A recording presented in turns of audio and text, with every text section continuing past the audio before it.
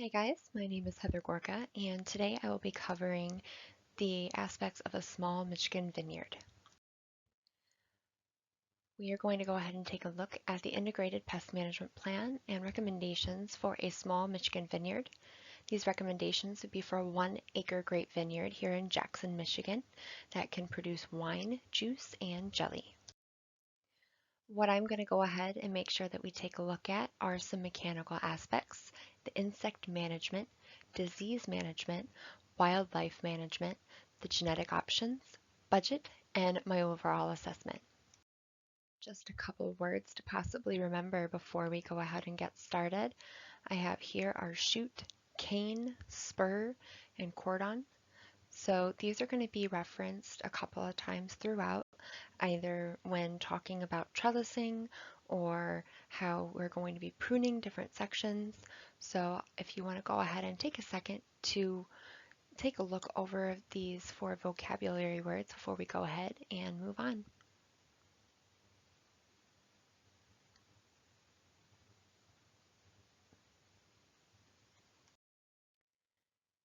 As we can see here from the picture that I have provided, Michigan is considered the #1 state for grape production. As we can see here, especially near the Great Lakes where they have lots of water available for the vineyards, we have a lot of production, but we do also have the ability to have production inland as well.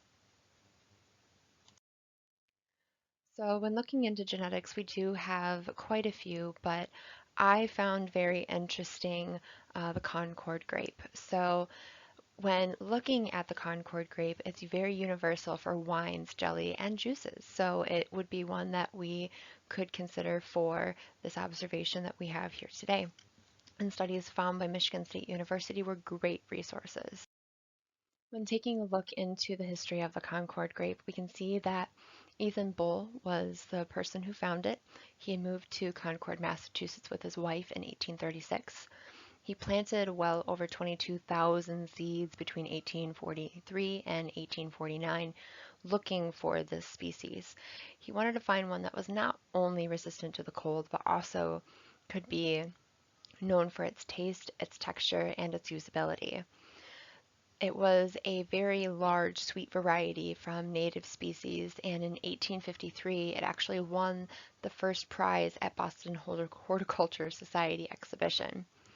So although he spent a lot of time searching for this variety, and it's become one that we have known very well today and used by many companies, him and his family did not really see anything from him finding this. He sold the cuttings that he made for $5 a piece, and the people that purchased didn't really come back for seconds. And people like the Welch family who came across it profited, but on Mr. Bull's gravestone it says he sowed but others reaped. The Welch family, on the other hand, they did very well off of this species. By 1869, Welch had created a stable juice from the Concord grape, and in 1923, his son then made a jelly, which was one of the first modern jams and was a staple for World War I. While I did select the Concord grape as the main grape I wanted to use for this example, we do have other grape varieties that can be used, as we can see here. And it just depends on what you are trying to produce from your vineyard. If you're just solely looking for wine, there's several wine varieties. If you're wanting just juice or jelly, same, there are other varieties that are specific for those as well. So Michigan State University was a great list of other varieties for rootstock, and they had a lot of information from research that had been done on different rootstocks that have been studied in Michigan and how well they did and what they liked and what they didn't like. As you can see here, some grow well in higher pH soils. There's other ones that don't like high pH soils, such as the third example. Just like other plants, we have different varieties that are susceptible or have things that they favor or don't favor under certain conditions. This is a little continuation of Michigan State University's list of the rootstocks and some of the hybrids as well.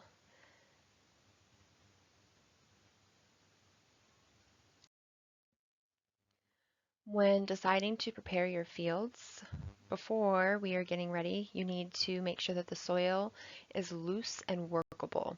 You don't want it compacted because then the roots won't be able to dig and spread like they need to. According to the research that I found that was performed by Thomas J. Zabata, he did a article titled Planting and Early Care for Vineyards, and it came with a lot of really good information, which I want to go ahead and cover as we go over these next couple of slides. Plowing, digging, disking, all of that is very essential for making sure that the soil is aerated and ready for your planting. So as we get ready to prep, how you treat your soil is dependent on several factors. Your soil consistency, levels of compaction, the roots and the vines, they need freedom to move inside of your soil. And how you till is dependent on how your soil consistency currently is. So the soil should be level, should be loose, workable for 8 to 9 inches so that a planter can cut through like butter. If you're going through your farrow for your vines, they need to be 12 to 24 inches deep depending on your equipment.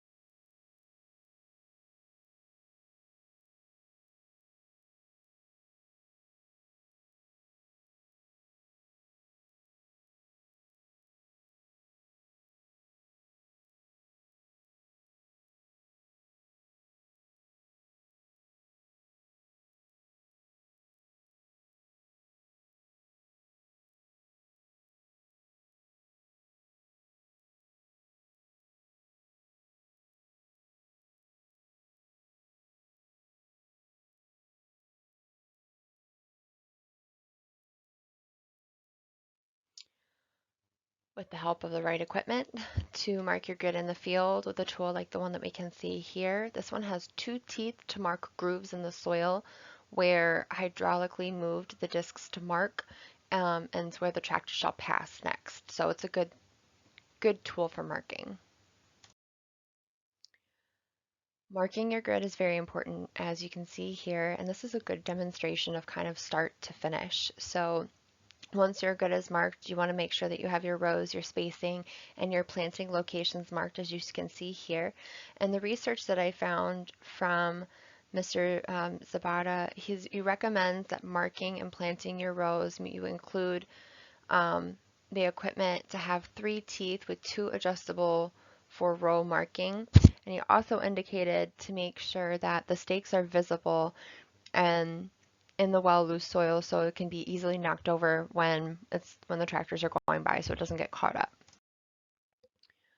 Marking your grid, you want your set your teeth at your desired spacing. Use a 6-foot tall post for your standing post. Use 100-foot measuring tape to mark for your wire spacing, and to start at the end stakes, he says to first mark a half vine space followed by a full vine space, which you can see more of the demonstrations in the upcoming slides. Just because you were going and starting your end post, there are different types of end posts that can work for different types of soil. Making sure that your structures and your end posts are sound is very important for your tension wire as it goes across for the rest of your vines. So depending on the soil consistency, you have different types of posts that you can use, but they normally are seen between 8, 9, or 10 foot. You can use pipe, wood, or channel. And the metal posts, they come with single or double spades depending on soil and preference, so your depth. Um, When installing the wood post, it is recommended to carve one end into a point to make sure when you're going into the ground, you don't get as much resistance or possibly splitting of the wood as well. Post drivers do come in handy because they can go through and really knock those posts deep into the ground and save a lot of labor time. Along with your posts, we also have our wires, and there's different kinds of ways that you can set these up, as you can see from two examples that I gave here. The top one is using a high carbon trellis wire at the end posts. It's done by wrapping the wire around the posts and attaching the wire to itself and then closing it off with a soft metal clamp. Or you also have the ratcheting with a wire tensioner, which can be adjusted and tightened as needed. They can use the wire gripper, which has been welded to one end for the reliability and to hold the high tension where it needs to be steady. On the lines themselves, one of the most recommended and talked about items that I saw was using these JR clips on your T-posts. They come in a different variety of sizes depending on how you were doing your trellis and your wires, but they are very easy to be able to come off and put back on when needed to for the end of the season. With the help of modified planters, such as the one that we can see here, it can help with the planting process when going ahead and laying down your vines. You want to make sure that you keep the roots moist and wet during this process. If you do place your orders, you want to make sure that they're within a couple of days of when you plan on putting them into the ground. If you do need to keep them overnight, it's recommended to keep them in a building and covered and moist throughout the period, and make sure that 4 to 6 hours prior to planting that they have been soaked. When going ahead and planting, you want to make sure that it is at the correct depth. If it's too high, you're not going to get the root penetration that you want and have a possible death of the plant over cold season. So it's a well-determined depth that you can see here. It's in loose tilled soil and to create the proper root system for the vines. You want to make sure that the grafting union, as you can see in the picture, stays at least 2 inches above the soil surface when you're planting. As we're going through, once you've planted, there are many different ways to trellis, and I wanted to go over a couple.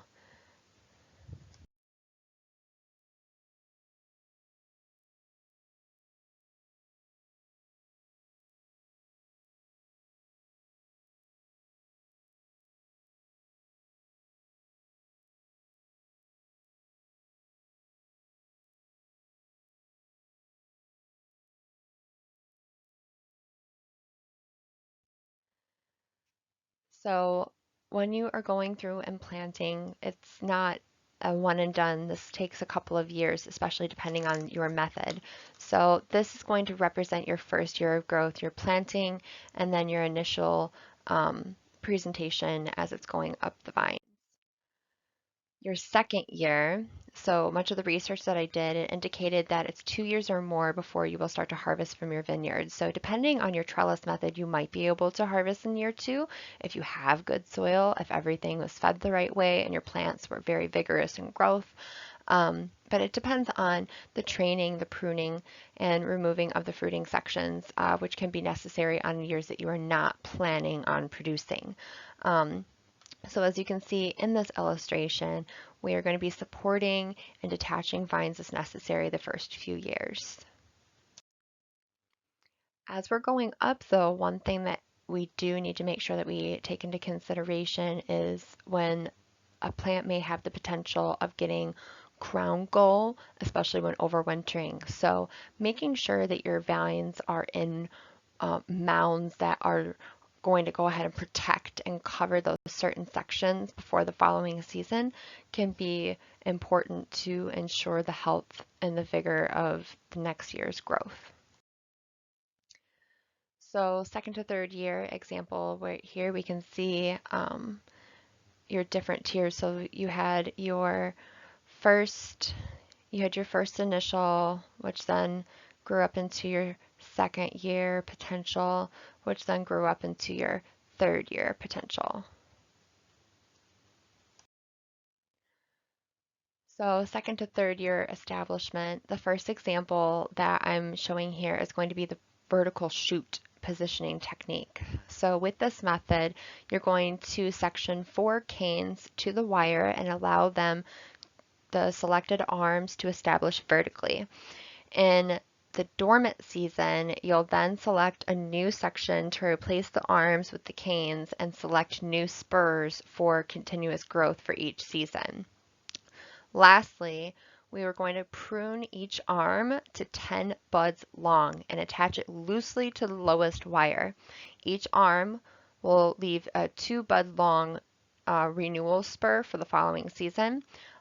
Leaving this on the trunk will help produce fruiting arms and buds, like I said, for the following season. Once you are finished, you can then remove all other canes necessary. This next one is going to be the Munson system, which benefits vines with full sunlight and exposure for fruiting plants. So it really depends on how your terrain is set up and if you have the open field for using the Munson system. So you can possibly do this sooner than the previous one. So at 1 year if possible, you want to tie it to the trunk to the top wire. It's going to grow 4 canes that can reach to the top wire.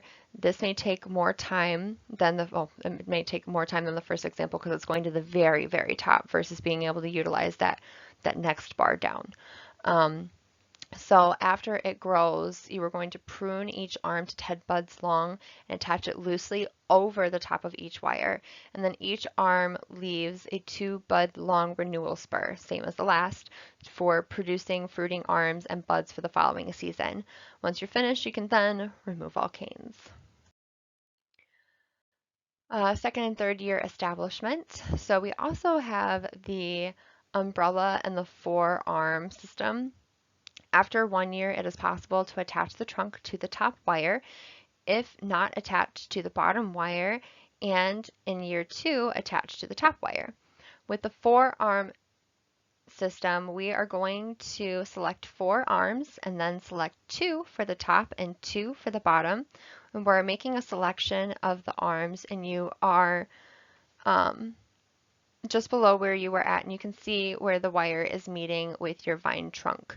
Again, to others, when you're pruning each arm, you're going to do 10 budding spots in length to connect them loosely to your wires. And then again, with each arm, you're going to leave 2 buds in length for renewal spurs, again, like we did in the other examples. After each season, replace the arms and leave the new spurs to ensure that you can have production each season. The other method is the umbrella. This one we can only use on the top wire, unlike the 4-arm one. So you're going to use it on the top wire, and the distribution of the growth is potentially to increase yield for more full sunlight penetration, similar to the one that we had a couple slides back. So the foliage and the density are supposed to be very curtain-like with this coverage. After your second year, the selection of the 4 arms, your top selection should be just under the wire and the trunk of the root top wires. So same, we're going to do 10 to 12 bud sites long, and then you're going to similarly leave the 2 notches for the following season. Now this one you're not going to necessarily see in vineyards as much as you would like in someone's backyard, but I thought this one was a cool one to make sure that I covered as well. So when you're using this method, you're going to select 1 or 2 strong stems that will be the base of the trunk of your structure.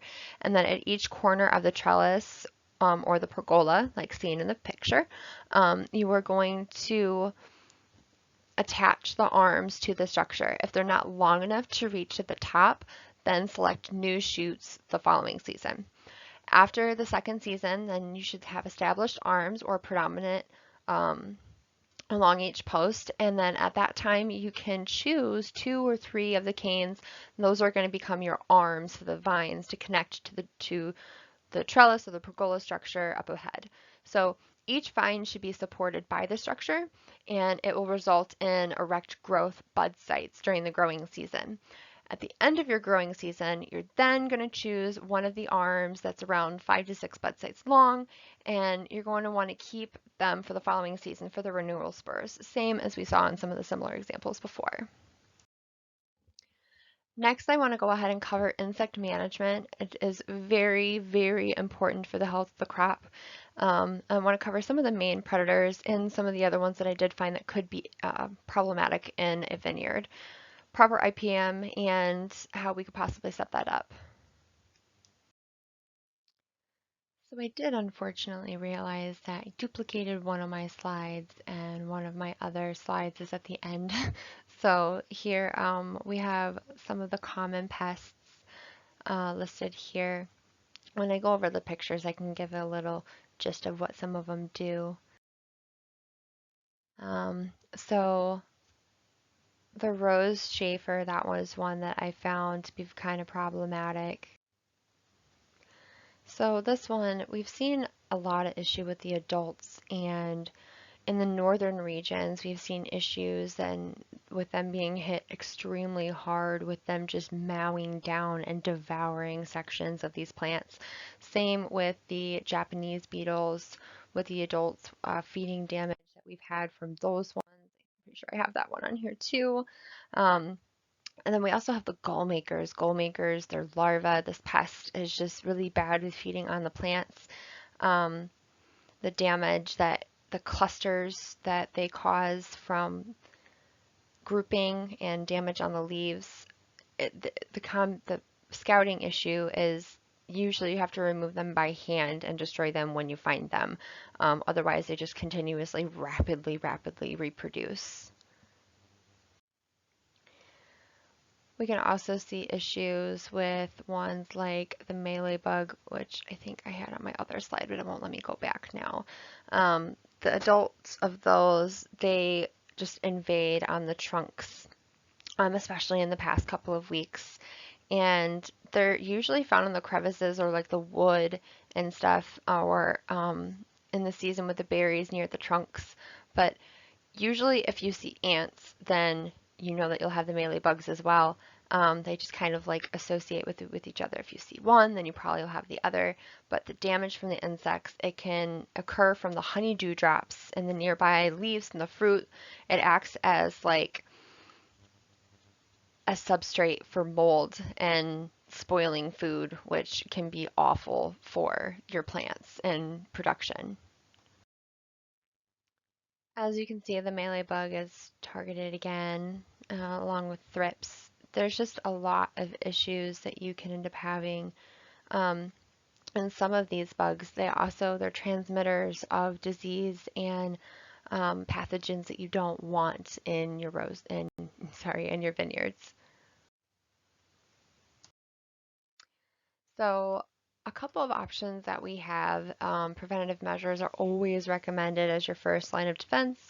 But if you do encounter and you need to come with a chemical application and non-chemical application options, we can go ahead and take a look at those. So on here, I found from Eastern Michigan University's case study several different options that you can do for insect management and what kind of insects they're going to go ahead and help with. So like right here, you can see the leaf hoppers, the Japanese beetles. Here's the great berry moths, those, but then we also have ones like this, which is kind of like targets several at once. You also see for the liquid tree spray right here, it's another one that covers other ones like the fleas, the Japanese beetles, great berry moths, all of those. If you can find products that target several that you're seeing, don't just, if it's preventative. If you know that you have an issue with that insect in that area, obviously do preventative measures, preventative care, but targeting and making sure that you're using the right products is essential for any anything that you're growing.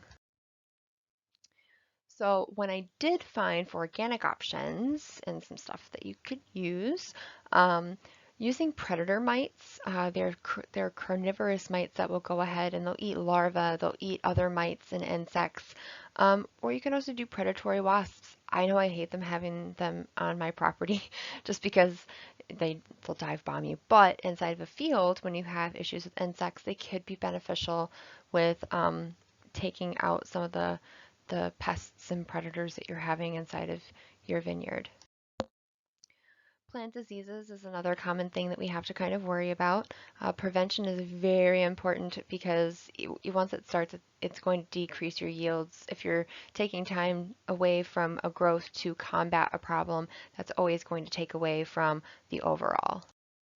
So the most common diseases I have here, powdery mildew, downy mildew, crown gall, as we saw previously, black rot, all of these are issues. And nematodes, I put them on here for diseases. It is like a parasite, but it's one that can be considered on this list. As you can see from the pictures, it is not good when you have these issues on your plants. Like as you can see, this is not what you want to see on your grape plants. And with some of them, they'll just completely destroy your vines. Same with these. This just makes it where it's going to decrease your yields. It's going to decrease what you can harvest, and overall, it's going to decrease the amount of money that you're able to make for the season. So downy is a little bit different than powdery. We can see crown gall, but we also saw that example as well. And this can happen from stuff in the soils and overwintering. And the black rot. Yes, there's several different kinds, but they all do kind of similarly affect the plant and make it look like poop. So other potential diseases that I didn't do pictures, I wanted to go ahead and make sure that I covered because it just depends on what your soil and conditions consist of what you may or may not actually end up having an issue with. If you're doing ground covering, if you're not doing ground covering, it depends on what your neighbor's growing. What is your neighbor's problems? Are your neighbors using good practices? These are all factors that can contribute to how well your operation flourishes. So these again, there's lots of different options and stuff, things that can go wrong or things that can happen. Some of them, it's wet soil, it's not having proper irrigation, it's not making sure that you have that things are moving, having compacted soil in some areas and having non-compacted soil in other areas. You want to make sure that there's a consistency throughout your fields. So prevention, prevention, prevention. Make sure that you have a level terrain when possible, well aerated soil, the proper pH, drainage tiles when needed, and your preventative measures in place. So treatments and such that you can use for some of the diseases that we covered. These right here, you can see your pluses and minuses, the ones that work really well with or don't. I did see that this one covered quite a few, the black rot, the powdery mildew, the downy mildew. But then there was other ones, like you might have to go through and do multiple applications, like, maybe do a little bit of this Abound, which covers all of them, and then do, what was the other one I saw? So there was this one, the mancozib, and then there was another one I saw that I liked. I think it was this Capran and the Abound right here seemed like good options. So weeds.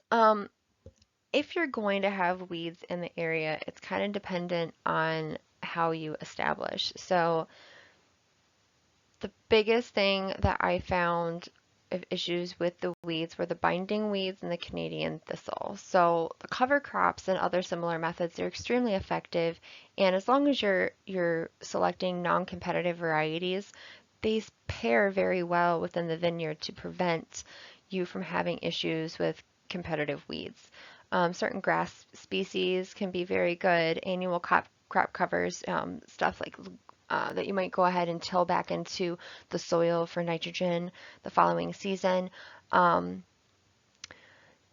Having your water management is essential to make sure that water is being directed in the certain areas that it's supposed to. And also mulching is another popular option to decrease weeds, and it creates warm soil beds too, which can be good for your root systems. There are herbicide options that we have in the market, and I did include links below for you to go ahead and look at them yourself.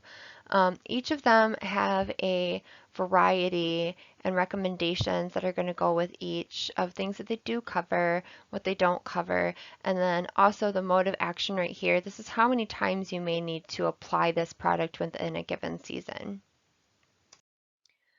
I didn't want to overcrowd the slides and make all this writing really, really tiny, so I wanted to make sure that you could see it, but not all of the options that you have, seem easy, because some of them have pretty high numbers as far as how many times you may need to apply them. I did see this one, which seems if you're doing a mulch application, I felt this one was a good option, especially with it only having the 3 applications. And then this one as well with the broadleafs, new planting, this one is only a 3 application as well. This was another one. I saw a lot of information on this one. It is 14 applications, but it's very effective on a lot of different weeds that you may encounter if you don't have a good crop cover already established. So wildlife can be an issue, and I found to be a hot topic, especially with birds. So there's a lot of different things that you can do: netting, streamers, scary-eyed balloons. You also have bird distress call things, bird scanning cannons that will go and shoot stuff at the birds if they're getting too close. And then also robotic laser bird repellers, which are supposed to kind of deter them with lights and such. But we can see strategy, it's going to have its own pros and cons and cost effectiveness depending on how bad the issue is and how you are wanting to achieve to correct it. Your budget, there's a lot that can kind of go into it, and it just depends on your land, it depends on how much you may need to do prior, and also the equipment that you're using. But land, machinery, labor, seeds, your application, a lot can contribute to the costs of starting an establishment. With that, I went ahead and took a look at this link right here, which you can go ahead and take a peek. It's got the link left down below. But this kind of went over different aspects of pieces of equipment, the purchasing price, how many years that piece of equipment would be good for, the salvage value. So if any of you have taken the accounting class before, when you're going through and you're figuring out your depreciation values of when you're purchasing a piece of equipment, this is telling you that this is your starting cost. It's 10 years of a life value, and it's going to depreciate to these salvage values at the end. So that's really good to know. Then your capital to be recovered, cost recovery factors, all of those. So there's a lot that kind of goes in. This is just the basics of some of it. So on this next one, this is, more money that's going to go in, your site preparation. So this is your drainage, how much lime you need to put in, herbicide, stone removal, because you don't want to have a bunch of stones and stuff in there. Plowing, disking, all of this, it's really going to depend on what and how your land was set up prior, because you might not need all of this. But it still is good to know, how much, how long, what are the costs and factors that we might possibly see with each one. So your first year, this is going to go through, so this is now your floating and dragging, your fertilization, your chemical weed control, your hilling, your trellis construction. This is like a lot of first year stuff and coverage costs that you're going to go into. So this estimates around $12,000 for this one. And then this also breaks it down, now we're seeing our second year, which is a lot lower because we don't have a lot of those initial startup costs that we had. which then falls into our third year. Now our third year, we might have more that's going on right here because this might finally be our production year. This might have been, where yeah, we went out there, we pruned and stuff, but we really didn't get much from it. So it was a pretty, easy year. But this year, now that we're into the third year, we might actually have, you know, picking up and this says brushing and chopping. This is going to be maybe some profit and some collection stuff right here. So as you can see from the list, year one, you're going to have a lot more that goes into year one, and then you're not going to see those same things. So like, yeah, you might have to do a little bit of work or moving stuff around on year four because, you've had a production year, but, you didn't have as much pruning this year, not as much pruning this year, but now this is a production year, so you're going to have more pruning, so your costs are going to be different. This is a really good example that I found that kind of broke down and really showed you that over each year it's not necessarily going to be the same output and input. And your first year is always going to cost way more than any year following. So with this, this gave an estimated amount. So this says, that per acre we might get 7.5 tons and then the price per ton. So that was a good profit for this one, but it all depends on your IPM, how much you're doing beforehand, your preventative maintenance, if you had any loss, what year you're on. All of those things are going to come into play and be a factor when you're trying to figure out of profitability and moving forward. Because if you did have issues on year three, maybe you didn't, prepare for something and you didn't end up having a lot of profit or production for year three and have to wait till year four.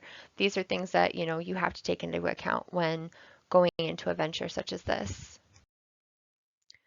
So this overall, it just kind of broke it down. This is the ninth table, the land, the machinery, the equipment, the buildings, like a shop, tool shed, stuff like that, and then your vineyard establishment. So this is a lot of initial investment, but then it also breaks it down into your total investment per acre. And so this was for 154 acres. We were only going to cover 100 for ours, but